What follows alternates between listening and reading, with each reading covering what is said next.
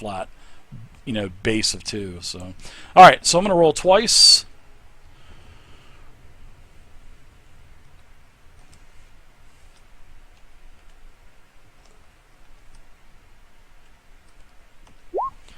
First attack was a miss, so let's see if the advantage gives it to him. And I'm going to redo my attack macro to have like advantage and stuff too. Oh no, actually I did. It does have advantage in it, so I missed with advantage. Can you believe that? Wow, that's crazy. All right, so I'm done. That's his attack. I'm gonna go ahead and move over here. He doesn't take any kind of attack of opportunity because he's still within range. All right, so Kalarel's up now. So Kalarel, he doesn't like this. He doesn't like this mage. This mage seems like a pretty bad threat to him. So I am going to go ahead and take an attack of opportunity from you, Gim. So as I move 10 feet, and then as I move the next step out, you can give me an attack of opportunity because he is going for the mage. This magic. He thought he was a. I thought you were a mere carnival magician. I guess I underestimated you.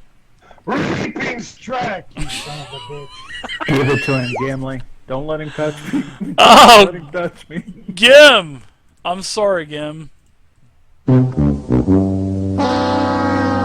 Nothing happens though. Nothing negative. You just missed your attack of opportunity. So 15, 20, 25, 30. I'm gonna use a level 2 magic missile at you. Shoot you for 4d4 plus 4 damage. Ouch.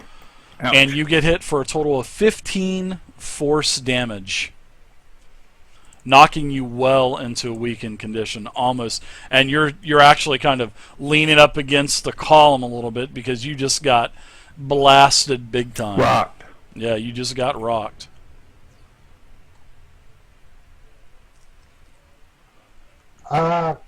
Question. Sure, Gim. What's up? Kalarel has a mark on him. He sure does. He does. So, and he attacked somebody else that didn't put the mark there. That's Hunter's mark, Gim. That is Hunter's mark. That is from the Ranger. Just want to let you know, Mozilla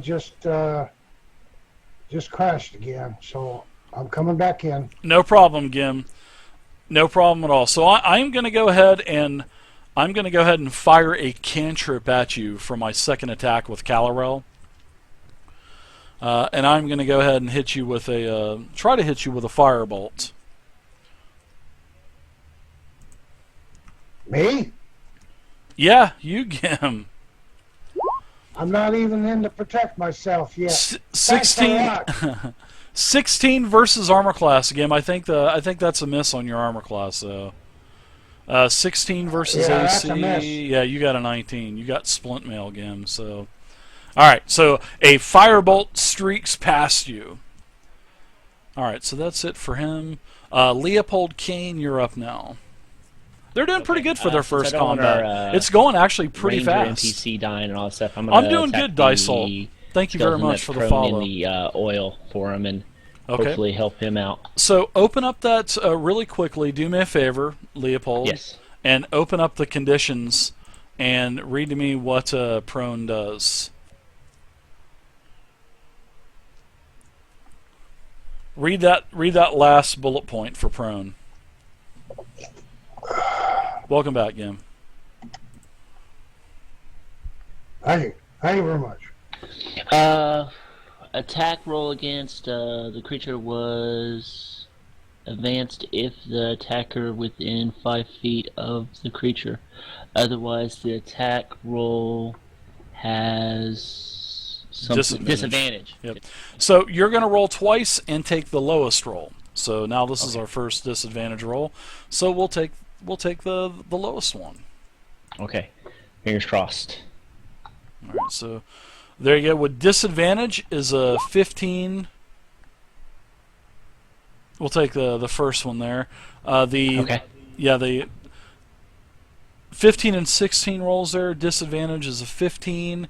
That is a hit on the skeleton with disadvantage, doing 6 on the hit and minimum sneak attack damage for a total of 11, killing the skeleton, and basically just your arrow just makes him literally explode. Sweet. Since it looks like to me from where my character is standing, our little NPC guy there doesn't have any more problems, so I'm going to turn around and start hauling butt this direction. Okay. Give me 1 second to move stuff around. Yeah, and the ranger sees this skeleton explode, and he kind of turns back at you and kind of nods as like a thanks for helping him out there. Yeah, and I want to make sure I can't go through that square right there because that's fire in the way, right? Or a torch. I'm trying to ping it. Let's see. Where now? Right there. Oh, this brazier? You can go through that, absolutely. Okay, I can. Okay, Yeah, because sure. I thought I had to go back around the pillar. So No, you can go through that. okay, I think I can move there. I can't even because mute my Gimli, attack even though counts he's as a muted. movement, so that leaves me with 5 places I can move. So that's 1, 2, 3, 4, 5. All right. So yeah, I think I'm right. Okay, sounds good. Leopold, that's it for you. Looks like Yes. all of the skeletons are now dead. Gimli Grim, you're back up now. Reaping strike, you son of a bitch.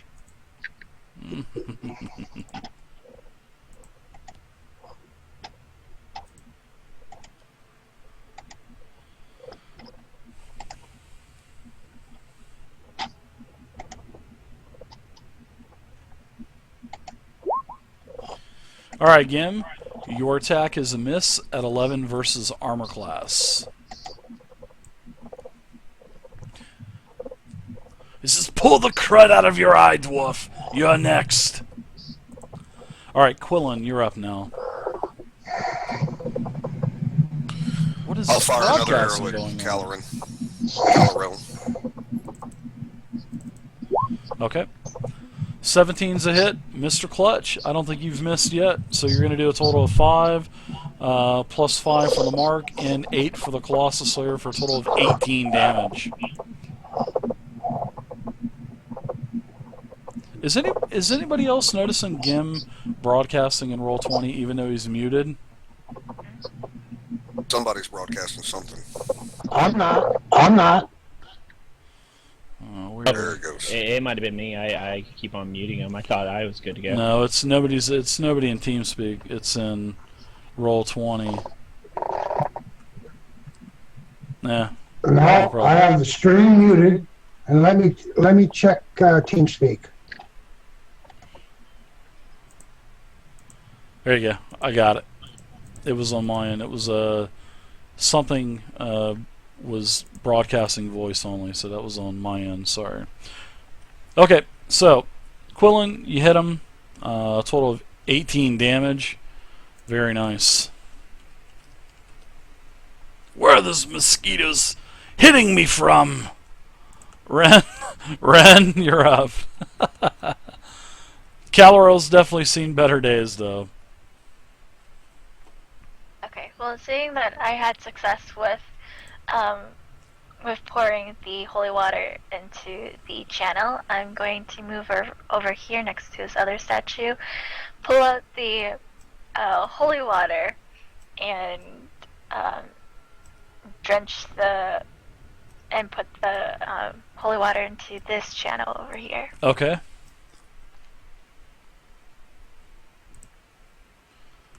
So go ahead and deduct that from your sheet. You notice that the same thing is happening with this, but as you kind of look over towards the other side, it looks like the beam of necrotic energy is back in full.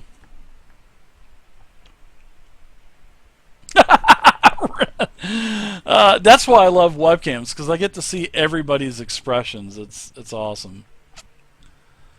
Okay, so Ren, that's it for you. Farlin, you're up now. You just got pummeled by Kalarel. Yeah, I sure did. Can you help me out with the Expeditious Retreat? It's a bonus action. So, do I cast that? Isn't that a that is a Expeditious Retreat? That's a feature, isn't it? A spell? Let me look at your. Real quick.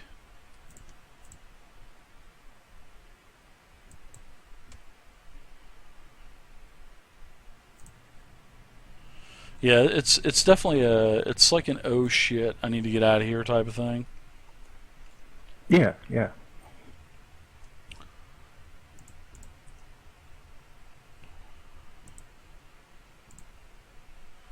Alright, let me get up my PHP.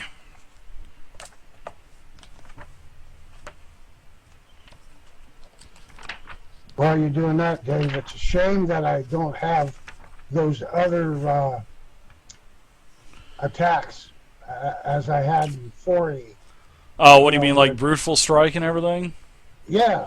Yeah, you're gonna you'll get the crit more though. You'll get the crit with a 19. Well, actually, you crit with a 19 now. So, but yeah, you just the thing is with between, like I said, between 4E and 5Es, you lose all the powers because there's not a lot of variety in 5E. There is variety for the archetypes, meaning if you want to be a champion or a battle master or an Eldritch Knight, but within each class, it's just sort of like every champion fighter is the same and whatnot. So there's not a lot of variety in that aspect. So Expeditious Retreats. 1 bonus action, verbal and somatic, concentration up to 10 minutes. This spell allows you to move at an incredible pace. When you cast a spell, and then as a bonus action, on each of your turns until the spell ends, you can take the dash action. So, instead of dash costing you your standard action, dash will cost you your bonus action, and you'll be able to run like the dickens and do double movement for just a bonus action. Does it also say I can cast cantrips? Well, that's a bonus action. So if you cast a bonus action spell, the only other spell that you can do as a standard action would be a cantrip. So you could blast a cantrip at him, and then use your bonus action to cast it. But then next round, then you'll be able to use another bonus action to dash. You know what I mean? But you still have movement, so I mean you can cast and move anyway. Okay, I just wondered how that worked with my regular action and then a bonus action. Do I cast it now and be able to? It doesn't matter. You can do bonus action, standard action in any order. But if you cast if you cast Magic Missile, which is a first level spell, and takes a standard action, then you wouldn't be able to do that bonus action spell, because you can't cast 2 like first level spell slots at the same time. You have to do like a cantrip and then a spell level. Oh, okay, gotcha. Thanks for clarifying that. Oh, no problem at all. I'm going to. I think I'm within range to do this. This is why I like 5e. I know the rules. What are you gonna throw at him? Magic Missile, level 2, level 1? I don't know, man. Do you even have Magic Missile? Or I love Magic Missile. It's such a guaranteed damage spell. Yeah. No saving throw, no to hit. It's up to you. Whatever you want to do. It don't matter to me. If you dance and see the light, I'll make you laugh instead of fight. Tasha's hideous laughter.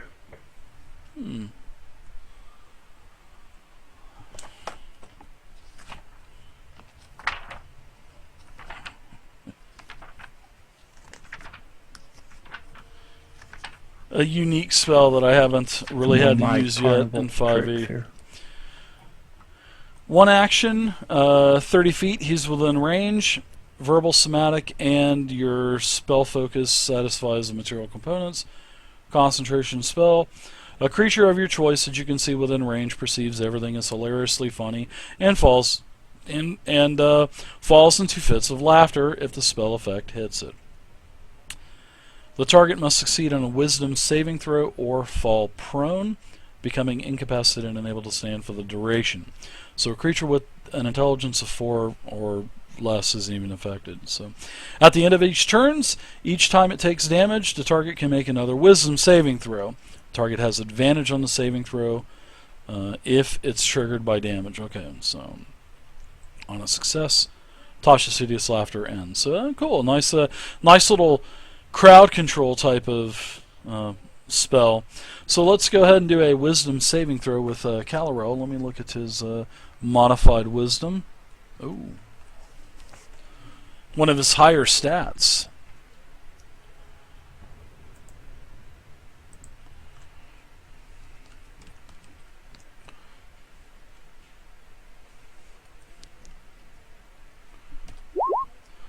Alright, so he makes his saving throw.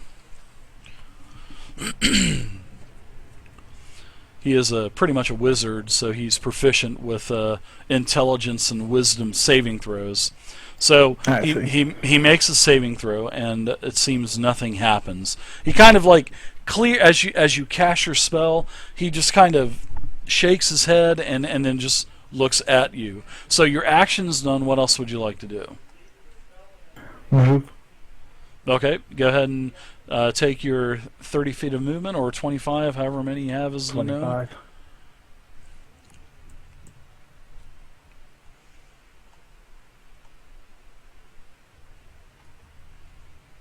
Okay. So the ranger, you've moved. The ranger is now going to run past you and take a double movement.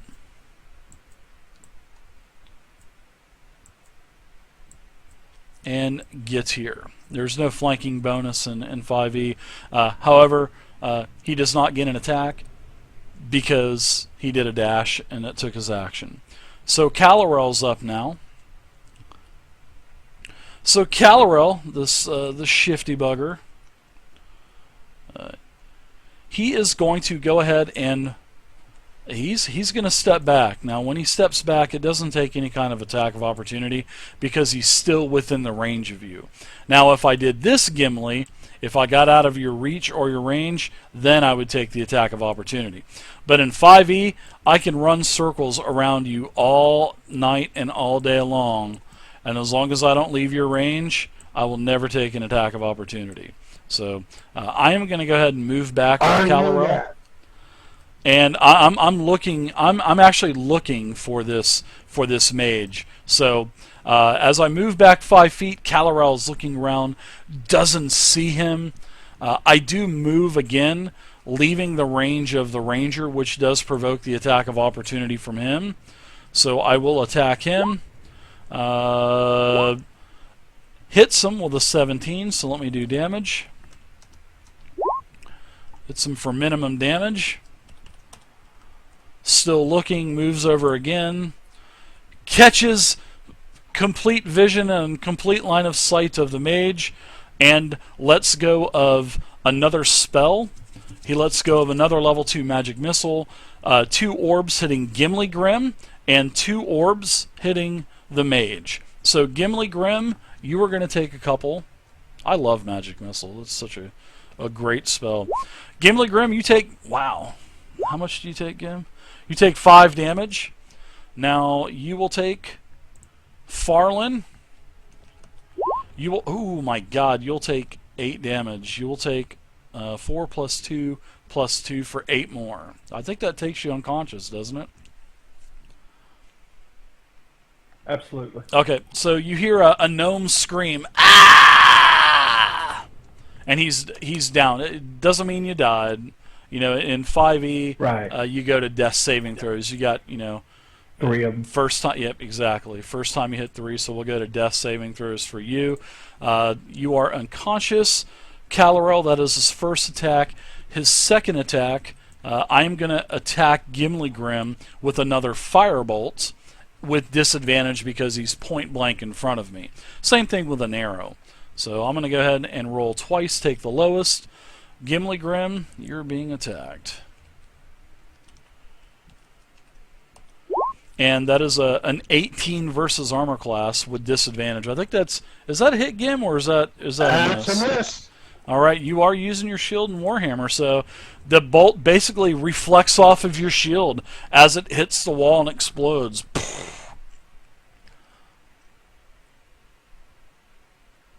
Kalarel is going to run So Gim, give me an attack of opportunity. Kalarel is now starting to feel like the odds have changed and are not in his favor anymore. So give me an attack of opportunity as I leave this space. If Grim crits, he could possibly kill him. Alright, you hit with a 25 versus armor class.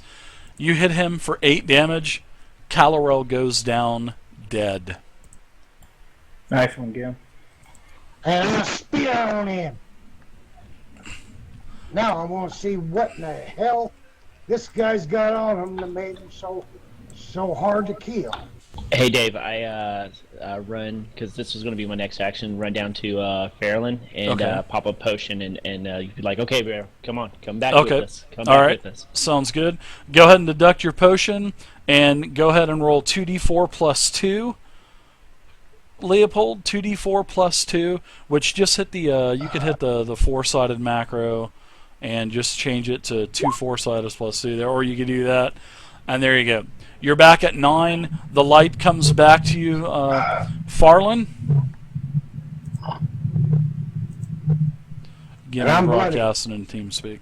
And yes, Yeah, I'm bloody. Gim, gotcha. You are bloodied, okay. Now, just as everybody's starting to move down, the portal goes back to this green swirl type of vortex, and tentacles come out and reach out of the portal and entangle Kalarel and pull Kalarel's corpse into the portal. I was searching him before that happened. Gim, as you were searching Kalarel, you found a scroll case on him just before he was pulled out of your reach and into the portal and Thank disappears. you very much. Now, as this happens, the green vortex goes back to clear as day. It's like I said, it's now back to clear as day. You can see this castle off in the background. You can see this massive legion of undead in the number of the thousands. Looks like they're marching up a hill to this portal, because you're looking at the portal and it looks like you can just step right through, and it's going down a hill, and this army is coming up the hill towards the portal. What do you guys think? The portal is still active. They won't get away from us this time. Well, Destroy the statues. Exactly. We need to destroy the As- statues. okay, you guys beat on the statues and nothing happens. Gim, you're giving it your all and nothing happens, Gim. You're throwing your weight into it. These things aren't even budging. So let's go ahead and take a bio break real quick. It's almost... The other ones that are, the blood could be feeding the energy to the circle. So maybe if you did the two statues on the south, maybe that'd work at the same time. I think we need to cross the beams. Ghostbuster reference. Ghostbusters. I like it. Alright, so we are back. Hope you guys are having fun so far. The combat didn't take too long. I mean, did a lot of explaining, but hey, it went pretty quick for 5 enemies. Alright, so you guys are starting to lose your adrenaline now. You can see that this massive undead army is with thousands and thousands upon thousands of creatures that are marching in this, 10 to 20 wide at some points road coming up to this portal, leads all the way, thousands and thousands of creatures lead all the way back to this castle that is sitting on a hill. Now, that is the Shadowfell. Now, as you're coming to Farland, you're no longer... are you still... I don't even think you're in a weakened condition anymore.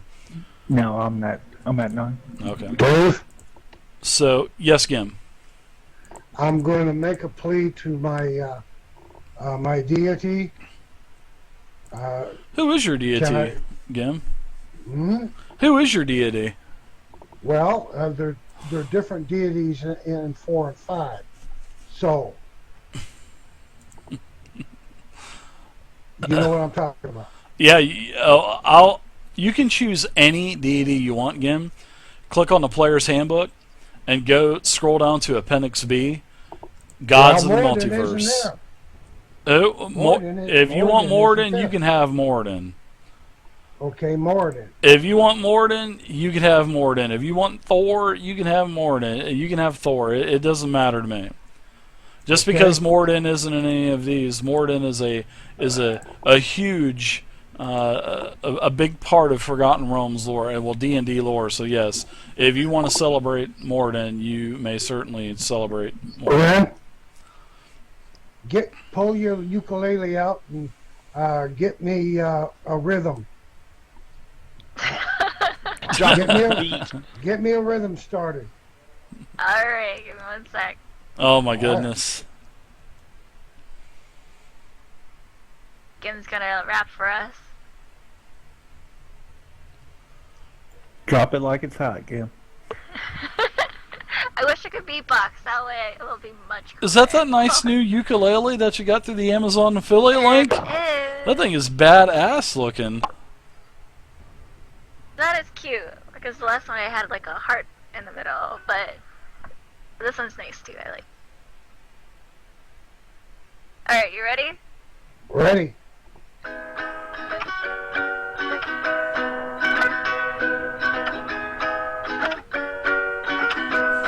Can't even hear again. Can't hear you again.